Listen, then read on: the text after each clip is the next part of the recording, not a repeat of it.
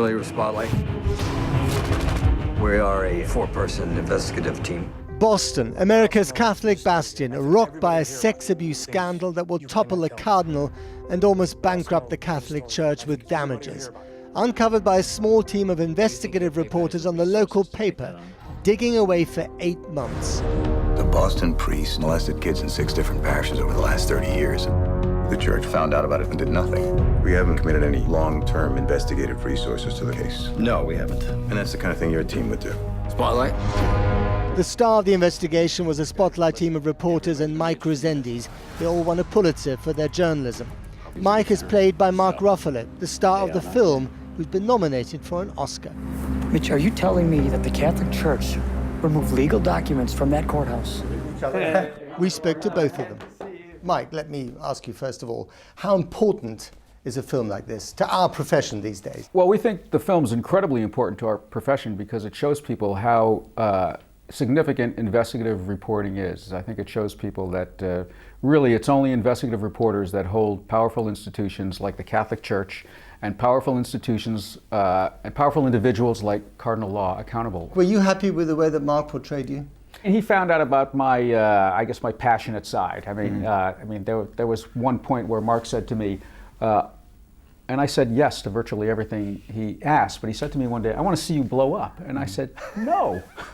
Because you don't do blow up. Well, I didn't think it would be very good for me to be shown on camera having a temper tantrum. I thought this can't be good for me. So no.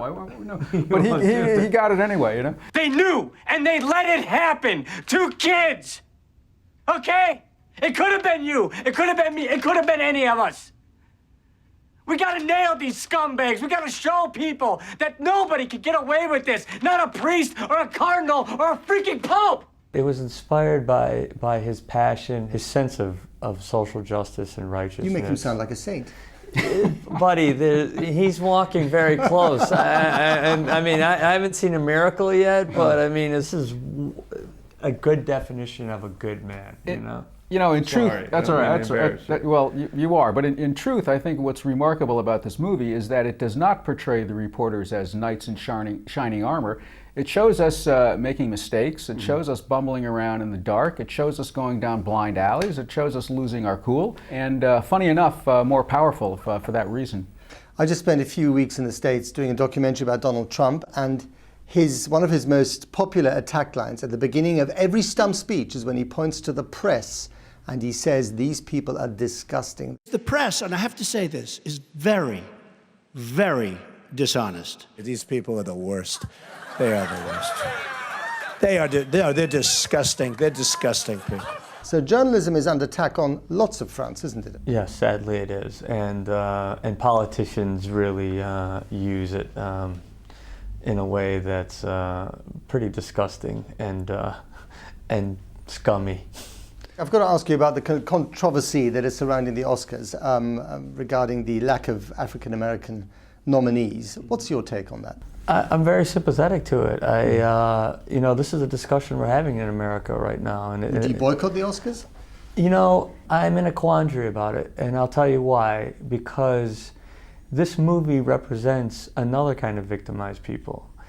And I'm sort of carrying, not just for investigative journalism, but we're carrying the torch for those people as well. So if you were up for an Oscar for, I don't know, the Fantastic Four or something else, but you would then... Then it'd be a lot, you would boycott the Oscars I would then? seriously consider it. I would seriously consider it.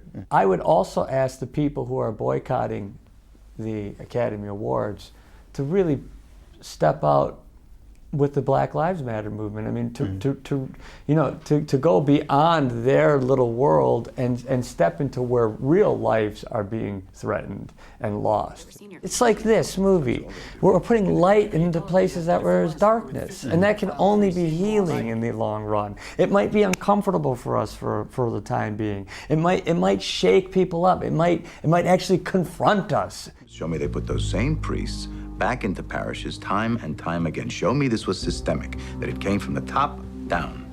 And you as an actor, Mark, feel that you have done good with this movie? Absolutely. You can't say that about every film. No. Some films aren't. This isn't the nature of a lot of films. Some are just purely entertainment. This is one of those moments where what we're doing is actually serving social good, you know, and that's how I see it. I think that's how we all see it.